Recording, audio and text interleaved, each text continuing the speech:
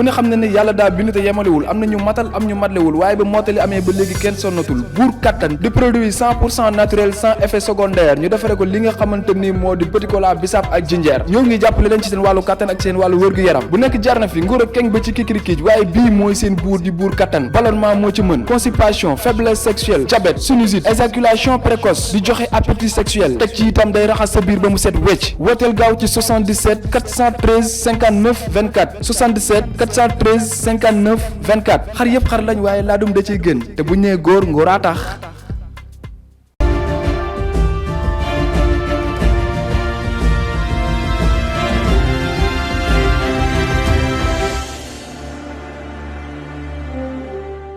Accompagner l'économie sociale et solidaire, il faut le prendre dans le cadre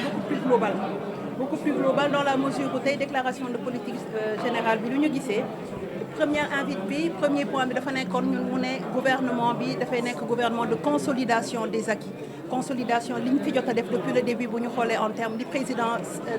li mu ko tëralee ci PSE en termes d'équité territoriale en termes d'équité sociale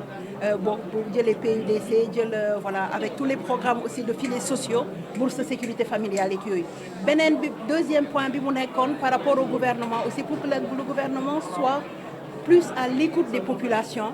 pour enfin arriver à nous inviter ñun ñu nekk gouvernement mu nekk gouvernement bi nga xamante ne vraiment day engagé wu résolument dans l'émergence ci loolu yëpp bi ñu ko tënkee bu ñu fi nekkee di lim du ñu pare ci ay waxu tali yu fi am yu ñëpp gis xool avancé yi fi am yëpp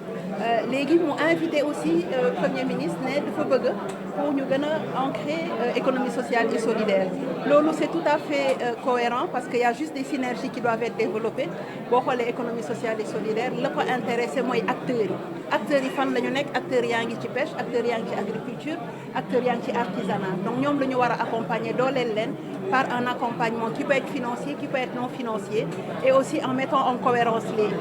bu ñu boolee dispositif yi fi am yëpp moo xam DER/FJ la moo xam FONGIP moo xam ADPME bépp buy structure bi nga xamante ne dafay nekk dafay yëngu ci loolu mu amat beneen point bi nga xamante ne dafay rafet ñu taxaw si mooy la grande banque bi ñu war a def la banque de développement loolu yëpp dafay participer ci accompagner les politiques publiques bu ko defee qu'on puisse valablement fixer tout le potentiel, développer le potentiel qu'on a au niveau des terroirs. Parce que vous nous voyez le cap sur la production locale, la valorisation de la production locale, voir aussi par rapport au secteur informel, la transformation, le lieu de falloir accompagnement. Donc dans le petit discours de politique, déclaration de politique générale bi cohérence d'ensemble cohérence bu leer naññ la dañuy gën a consolider li fi am mais aussi gën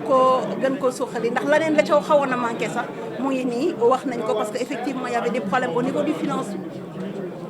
financement yooyu yëpp ça a été pris en compte di ci rafetlu bu baax a baax te di féliciter le premier ministre di ko def sous la direction de son excellence le président de la République. Ça et par rapport à l'équité territoriale, l'équité sociale, les programmes des filets sociaux, mais aussi inviter le gouvernement à être plus à l'écoute des populations et à mettre le cap en dernier lieu sur vraiment à faire cap sur l'émergence. Donc c'est dans ce sens que plusieurs points ont été abordés, plusieurs domaines. Je ne reviendrai pas sur le désenclavement, toutes les acquisitions, enfin toutes les réalisations qui ont été faites par rapport à l'axe 1 du PSE, sur la relance aussi de la production locale, mais sur les infrastructures routières, vraiment le bilan a été très bien tracé par rapport aux satisfecits qu'il faut donner au plan Sénégal émergent. Et aussi, mais il y a un autre point aussi sur lequel il serait bon aussi de pouvoir s'arrêter, c'est notamment l'inclusion financière. C'est important parce que ça nous interpelle tout aussi, mais aussi la sécurité par rapport à l'attitude que les Sénégalais doivent avoir face aussi aux dérives que nous avons notées au niveau des réseaux sociaux. Donc pour ce qui est de l'économie solidaire, nous nous en réjouissons de l'appel, l'invite du Premier ministre qui va instruire son gouvernement à ce qu'on mette plus de cohérence à travers les différents sectoriels pour mettre beaucoup plus en avant l'économie sociale et solidaire qui participe à vraiment développer les différents terroirs et à pouvoir asseoir tous les efforts qui ont été faits au niveau de l'État pour un réel impact au bénéfice des populations.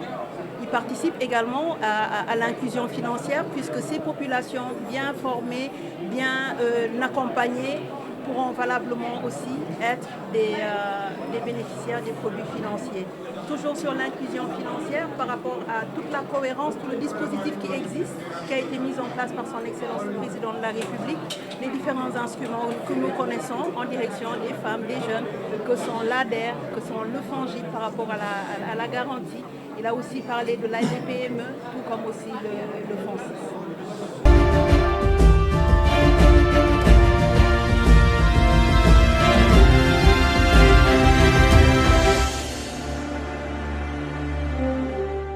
ku ne xam ne ne yàlla daa bind te yemalewul am na ñu matal am ñu matlewul waaye ba mottali amee ba léegi kenn sonnatul buur kattan di produit 100% naturel sans effet secondaire ñu defare ko li nga xamante ni moo di petit cola bisaab ak jinjeer ñoo ngi jàppale leen ci seen wàllu kattan ak seen wàllu wërgu-yaram bu nekk jar na fi nguur ak keng ba ci kikirikiij waaye bii mooy seen buur di buur kattan ballonnement moo ci mën constipation faiblesse sexuelle diabète sinusite éjaculation précoce di joxe appétit sexuel teg ci itam day raxas sa biir ba mu set wecc wooteel gaaw ci 77 413 59 24 77 413 59 24 xar yëpp xar lañ waaye laadum da ciy gën te bu ñu nee góor ngóoraa tax